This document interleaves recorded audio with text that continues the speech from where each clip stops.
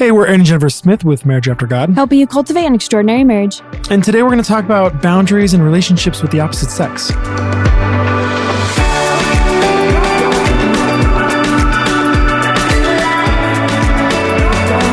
Welcome to the Marriage After God podcast, where we believe that marriage was meant for more than just happily ever after. I'm Jennifer, also known as Unveiled Wife. And I'm Aaron, also known as Husband Revolution. We have been married for over a decade. And so far, we have 4 young children. We have been doing marriage ministry online for over 7 years through blogging and social media.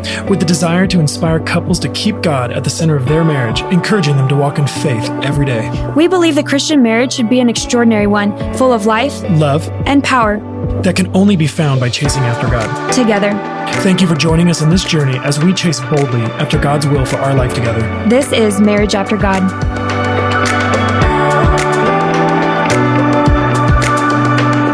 Thank you guys so much for joining us for this week's episode of Marriage After God. We're so excited to have you, and we just wanted to invite you to leave a review. If you've been listening for a while and you really like what you've been listening to, we just want to encourage you to take a moment and leave us a review. This is one thing that just really encourages Aaron and I, but it's also a way that other people end up finding the podcast. So the more reviews we get, especially the higher rated ones, more people see the Marriage After God podcast and get excited about listening. And the other thing that really helps is leaving a comment review. If you could just share a couple words about how it's been impacting you or impacting your marriage, we'd be super stoked to see those come through. So if you have time for that today, we'd be super appreciative if you left us a review. Also, we've been doing a new thing over the last several podcasts where we're giving something away for free. And we want to just talk about our free 52 Date Night Conversation Starter Kit. It's a download. It's completely free. And what it does is it gives you 52 conversation catalysts. It'll give you something to talk about on your next date night. And that way you can spend your date night with your spouse, going deep on what it means to be a marriage after God, what God is doing in your marriage, and answering those questions with each other just brings another level of intimacy to your date nights. And that's completely free. And to get that, you're going to go to datenightconversations.com. That's datenightconversations.com, all one word, and fill out the form, and boom, you'll get the download for free. And we hope that blesses you in your marriage. All right, moving right along to the topic today. We're a marriage podcast, and so we do try and stick to marriage topics, although not always. Sometimes we go beyond that. They're not always so specific to marriage, although they affect marriage or impact marriage. Today's just one of those topics where it's very specific to the marriage relationship. And so we thought it would be a great time to just open up this conversation, share with you guys, the importance of this topic and what it's looked like in our marriage, how we've navigated it. We're not here just to tell you what you should or shouldn't do. What we want to do is open up that opportunity for you to take what you hear today and discuss it with your spouse, especially if you have never done that before. If you're newly married, or maybe this has been an issue in your marriage that needs to be confronted or maybe you haven't known how to. Yeah, so we just want to equip you guys, or at least just, like I said before, open up those lines of communication. So we're here to just share on this very specific marriage topic today. Good intro. Yeah. Yeah, and our heart as usual is to inspire and encourage you in your marriage to be more like Christ, to chase him boldly, to be a light and salt in this world. And so we can't avoid these kind of conversations. These are important conversations. We need to, something that I've recently over the last year or so began to ask myself, and I think it's a healthy practice for all Christians to practice, is asking ourselves if there's any area in our lives that God's not allowed access to. And you ask that question, the Holy Spirit's going to show you. And it could be a lot of different areas too. It could just be one area, or it could be different kinds of areas. What I've noticed in my own walk is God is very kind and gentle with me. He's also sometimes harsh and rough with discipline. But when it comes to like me saying, Lord, is there anything that I'm keeping from you? Often he doesn't just dump a truckload on me. He points out the thing that he wants right now. Yeah.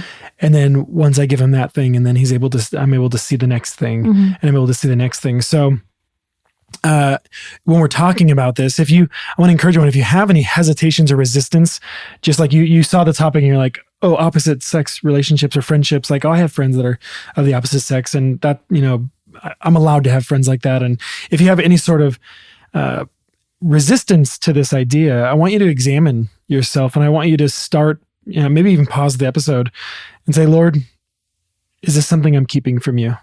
I want to hear. I want to soften my heart, and just, and I want to ask you some questions. Are you willing today to hear some biblical truth? Are you willing to be challenged in your thinking? And are you willing to ask God what I just presented to you? God, is there anything in me that I have not let you have access to? Meaning, you have all this, but you can't have this. This one thing over here is mine. Don't touch it. So we got to ask ourselves those things. And I just want to read some scriptures on the power of having a teachable heart. So Proverbs 4:7 says, the beginning of wisdom is this: get wisdom, and whatever you get insight. So we want to be wise people, right? So it says, get wisdom, get insight. Proverbs 3:13 says, blessed is the one who finds wisdom and the one who gets understanding. So if we're hesitant or resistant to these ideas because it's something that maybe we have these relationships that we don't want to let go of, or we're afraid of being told we can't have. Are we saying, I don't want to understand because I want this thing over here, right? So we're resisting. Proverbs 1:5, let the wise hear and increase in learning, and the one who understands obtain guidance. Proverbs 1:7, the fear of the Lord is the beginning of knowledge. Fools despise wisdom and instruction. We don't want to be fools. So let's soften our hearts and let us hear from the Holy Spirit. Like, does he have something for us to hear and to change us and to receive? Proverbs 2:2 says, making your ear attentive to wisdom and inclining your heart to understanding. So are our hearts ready to hear? Are we inclining our hearts to understanding and turning our hearts to wisdom and desiring that? And so my heart in this is just to start off by saying, if you're feeling hesitation or resistance, to just stop and say, okay, Lord, why am I immediately, before I have heard anything, feeling resistant to this idea? So what do you think about that? So I don't know. I just wanted to bring those scriptures up to put our hearts in the right places. What do you think about that, babe? No, I think it's really good. And I think it's important for all of us to hear, even if maybe we weren't feeling resistant right away when we first started the episode, because as we get into this, maybe some people will start to feel that in their, flesh rising up. And so I think it's a good thing for all of us to be reminded that humility is an important virtue and way of living our lives, because we need to be able to learn and grow. And when we're resistant, we can't do that. Amen. And, earlier we talked a little bit about, why this is an important topic. And I just wanted to reaffirm everyone that talking about our relationships, especially relationships with the opposite sex when we're married, and creating boundaries, this is to protect our most important relationship. So it's not to say that those other relationships don't matter or aren't valuable, but there is something uniquely important and valuable when it comes to marriage. And we want to care about each other's hearts. And so this was something that Aaron and I have navigated in our marriage, and we wanted to share it with you guys today, because we know that it's just one of those places in marriage that needs to be talked about and need to be discussed. So, and it's also one of the ways that the enemy can infiltrate. Oh, totally. And so we want to shine light and challenge all of us to close any gap or any place where the enemy can get in, so that we're resisting the devil and we're walking tall and we're in purity, and so that our ministry that God has for us isn't hindered. Yeah, totally. All right. So I know you've already shared some verses, but let's start with a verse. Yeah. So we're going to start with the verse. And I just want to talk about a specific word in this verse, and it'll help us get some context around this idea of like, well, how should we be thinking about our relationship with our spouse before we even talk about relationship with others, the opposite sex outside the marriage? Let's just talk about our relationship with our spouse. So Hebrews 13:4, the author says, let marriage be held in honor among all, and let the marriage bed be undefiled, for God will judge the sexually immoral and adulterous. So first of all, the fact that the Bible has to say this, because like a lot of us might be thinking like, yeah, of course, like marriage is like valuable and we can't commit adultery and we can't. But it says some stuff in here. It says held in honor among all. So that's not just you as the husband and the wife honoring your own marriage. It's saying that everyone in your circles around you should also honor your marriage, right? And then it says, let the marriage bed be undefiled. And how it's not, so, and then it says, for God will judge the sexual immoral and adulterous. So it's talking about both of those things. So there's a lot of things that go into that. It's like, oh, I didn't, commit adultery. It's like, well, that's not the only thing it's talking about. Right. There's lots of things that can defile your marriage bed. And the marriage bed is this representation of your unity. Like the marriage bed is where you are the closest, when you're intimate with each other, when you sleep with each other, when you're there. The Bible in the Old Testament calls it knowledge. Like so-and-so knew so-and-so. They use that word knew or knowledge for that intimacy. So that's the closest knowledge we have of each other. So that marriage bed can be defiled if we're not careful in many ways other than just adultery. And so I want to the word I want to focus on is the word honor. And so there's several definitions of it. The noun, here's a few definitions, and I want to talk about each line of these, just some thoughts. When it comes to honoring our marriage, honoring marriage, an evidence or symbol of distinction. Okay, so honor as a noun, it's evidence or a symbol of distinction. So does the outside world, do all of our relationships recognize that we have a distinctive, unique, valuable relationship with our spouse? That's really powerful. Right? Or is it just like a generic, oh yeah, no, you love your spouse, I get it totally, but we can have our things over here and like it's murky. Or is it, sorry, no, there's a distinction here. Ladies, you are not my wife or even close to her. Love you, sister. Like, I'm glad that, you're doing good, but like, you are not my wife. And this is sounding harsh. I'm just saying internally this thought of like, is there a distinction? My wife is distinctive among all the women I know. There's none that compare. There is none that line up. There is none that are equal. There is nothing like that. That's what honor is as a noun, that there's a distinction made, right? And vice versa. So like as a husband, there's a distinction. There's no other man that you compare me to. There is no other men that that I'm set apart. Yeah. And distinct. As much as I knew this going into marriage, I think it took longer for me to learn or understand this in those early years of marriage. And then once hardship came and we started experiencing that tension and conflict in our marriage, it was even harder for me to make that distinction for myself. Well, those are the moments that we start recognizing other things. We start seeing other people who have distinctive qualities that we wish our spouse had, which is that danger, and the enemy gets a foothold and makes us covet. And so the next part of this, it says under honor being a noun, a person of superior standing. This goes back to what I was just talking about, that symbol of distinction. Now used especially as a title for a holder of a high office. So like someone who has an honorable position, someone who's in a position of honor. So is your spouse in a position of honor in your life? Is she honored among all women or all men? Right?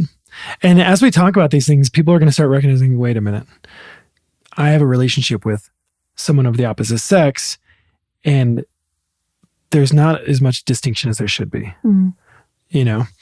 Another word is privilege. So honor as a noun, you have the honor of cutting the ribbon. You get the privilege of cutting the ribbon. So our spouse has a privilege that no one else has.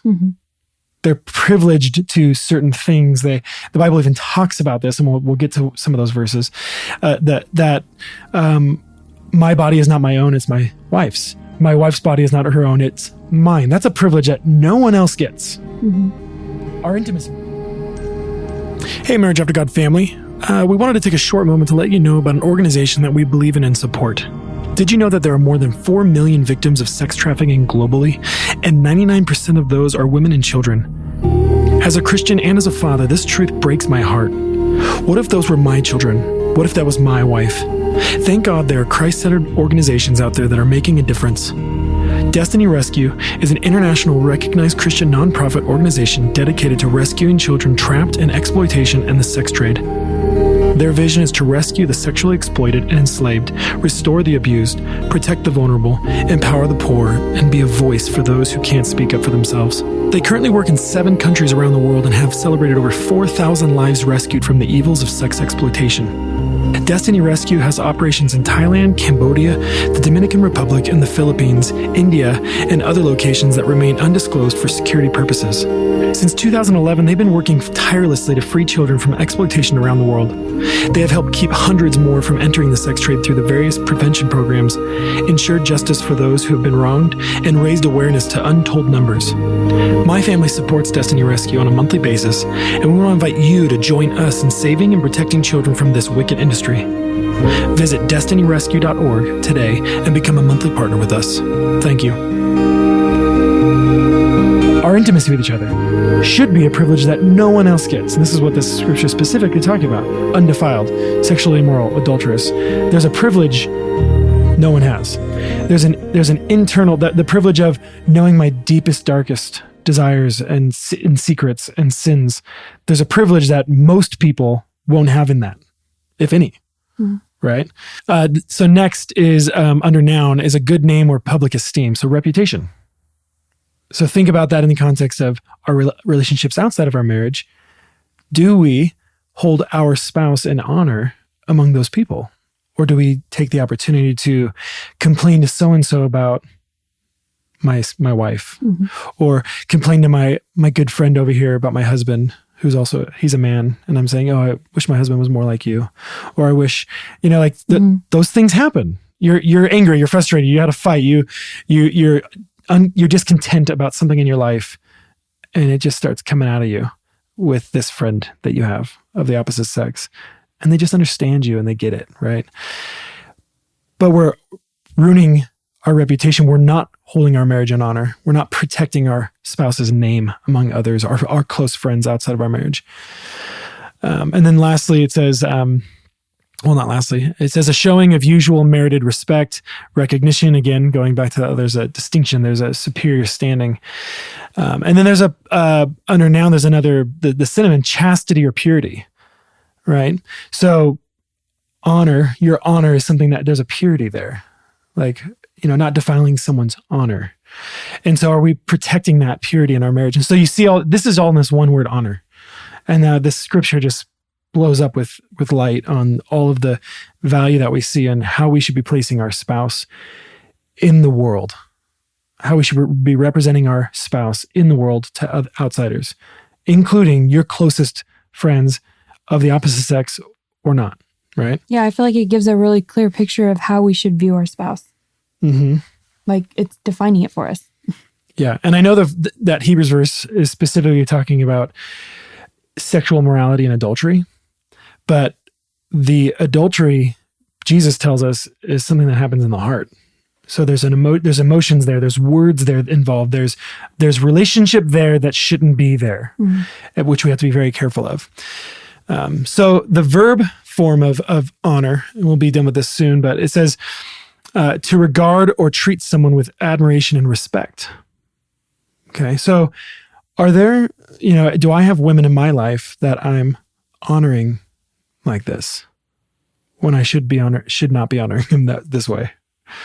There are people that deserve honor. I'm not talking about the general honor of, how you treat your elders or how you would treat a stranger, right? You're going to honor them because the Bible tells us to do that. But regard or treat them with admiration and respect the way I would my wife.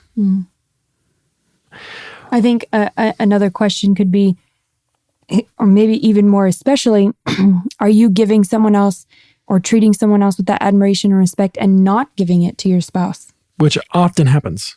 it's rarer, I would imagine, that I'm equally, like I'm treating my wife with this utmost honor and respect, and then I have a close girlfriend that I'm treating with the same honor and respect.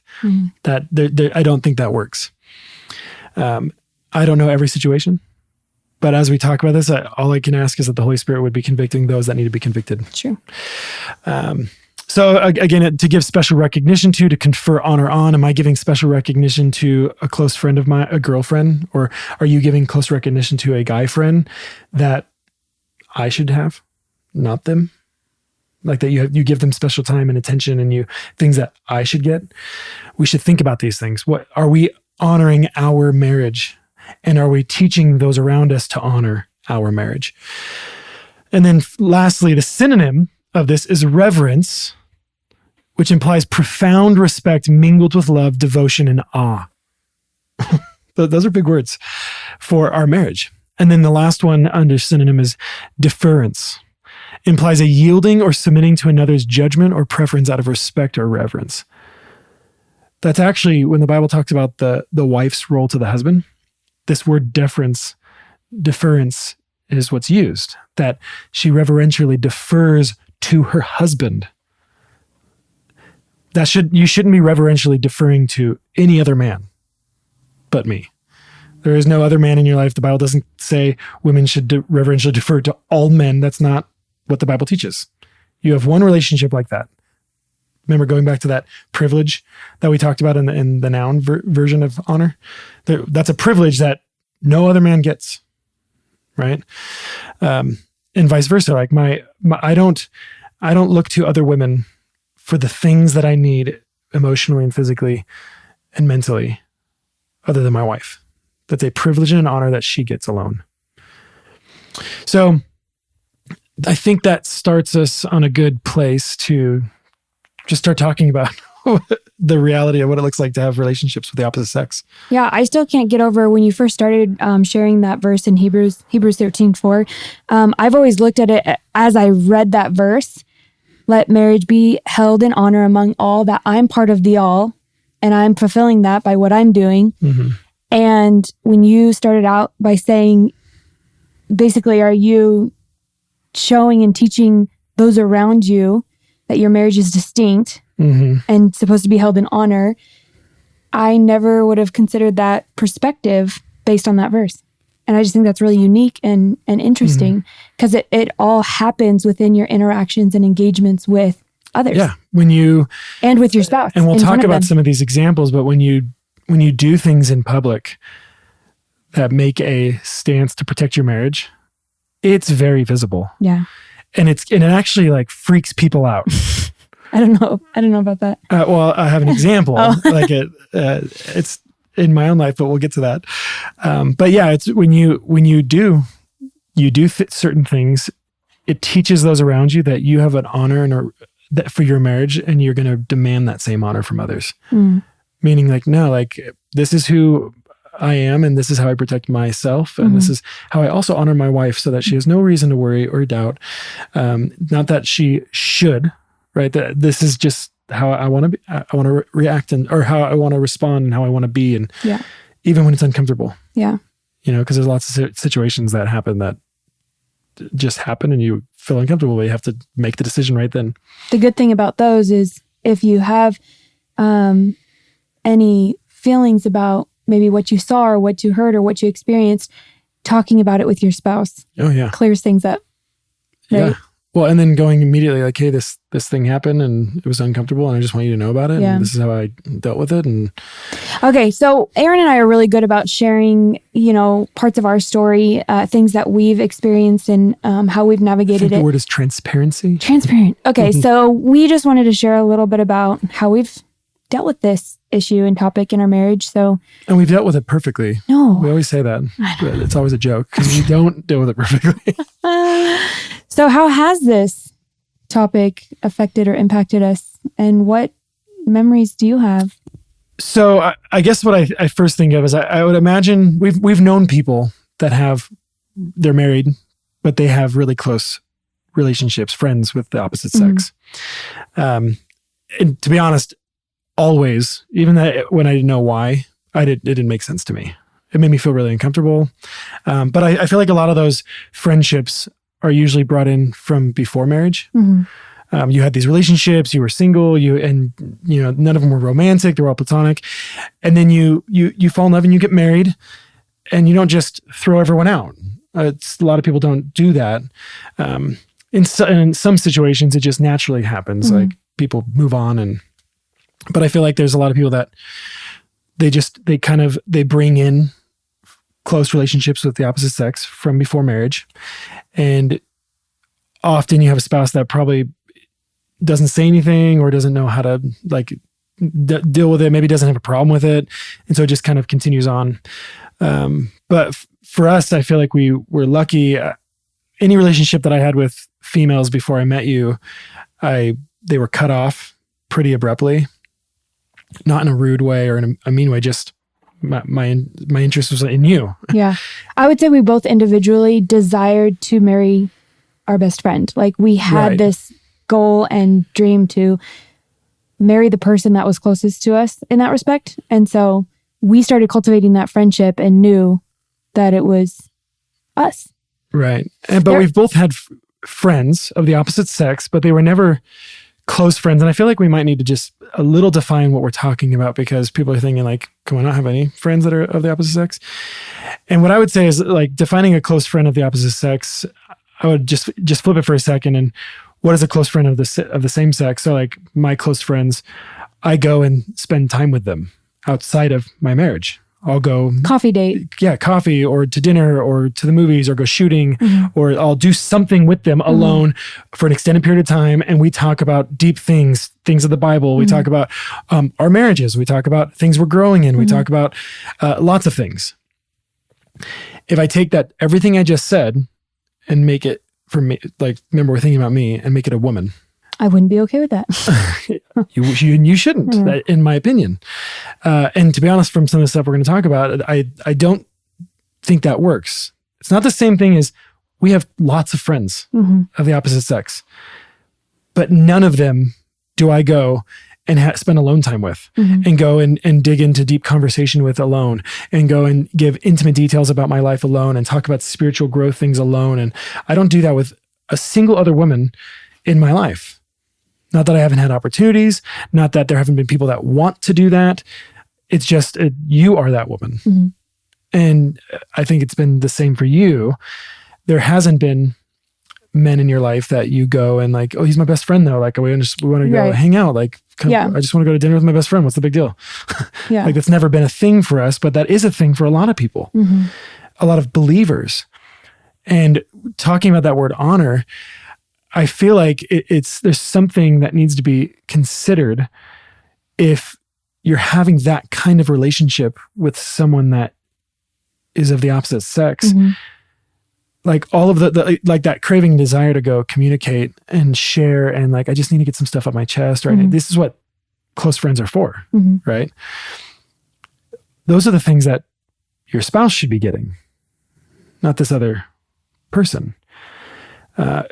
Even my guy friends, when I communicate about my marriage, and you can probably attest to this on your side, point me back to you. If I'm sharing, if a complaint comes on my mouth, like, hey, have you like talked to your wife about that? Yeah. Like, or hey, I just want to remind you, like, this is your role as a husband. Like, you need to love her. You need to, like, they're pointing me back to you. So they're actually strengthening my relationship with you. Not that the opposite sex couldn't do that, but again, think about what's happening. There's an emotional exchange happening. And that's dangerous. So for us, we've had to walk through this. Like, what does it look like? We've had to talk about boundaries in our own life. Like, am I alone with other women? Yeah. Ever? And the way that these conversations have come up is like, if you're working and you're sharing like what happened at work today, and I hear something that I wasn't there, so I ask you about it, and then you can share about it with me. And if I felt uncomfortable with it, or if there needs to be more said, then we talk about that boundary. I remember one time, your work moved, like it was 20 miles away, but it was like 2 hours of traffic each way. And you were looking to save money, and you were going to carpool. And there was this girl that had a more economical car. She was a good friend of ours. And she was a good friend of ours. And I trusted her, and I trusted you, and you guys worked together. But that was one of those situations where I felt like we needed to talk about it because I didn't like even just thinking that you were going to get in the car with her. And so making a boundary of there has to be, three other plus people there, people in the car. And ideally, like not doing it at all. If you couldn't, but if you had to, then finding looking back, a better way. We didn't fully make that decision back then, but looking back, I wouldn't have. And one of the ways I think about this now is I reverse the role. Would I feel comfortable with you driving for an hour and a half alone with... And we talked about this. We said, what types of things come up, because obviously you're going to talk. And so this is all growth, you guys. It's not that Aaron and I have the perfect explanation or reasoning for all of this. It's just, these are some things that we've walked through, and they're growth experiences. And are we willing to talk about them? Yeah. And are we willing to submit them before the Lord and say, Lord, do you want this to change in us? Yeah. And because we talked about certain boundaries in our marriage, I remember this one time, it was before we had kids. We lived in an apartment, and we invited another couple, young couple like us, over for dinner. And I was at home getting things ready, and the husband showed up. They were driving separately. Yeah, the husband showed up first, and I didn't realize that. He came in with some groceries and set him down and started talking to me. And I when it clicked, I was like, I'm really sorry, but would you go and wait in your car until my husband got home?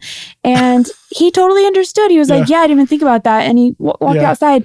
And you know what? Sometimes we're put in situations that are really hard and uncomfortable, but is your marriage worth it? Are you willing to take that step to protect your relationship no matter what could happen? Well, and not just protect even your if own nothing relationship, it's also a respect of the other people. Yeah. Like our friend who wasn't aware could have been more aware and said, I don't want to make you feel uncomfortable. I'm going to wait for my wife in the car. Here's some groceries. I'll see you in a minute. But hey, I see that as a growth opportunity for them. By me being bold and saying something, maybe it started a conversation in their relationship. So I don't know. I'm just giving these examples to help people see that we're not perfect at this, but we've had lots of opportunities, lots of examples. My encouragement would be to use those situations that make you guys feel uncomfortable, or, just kind of make you think twice about something and talk about it. Yeah.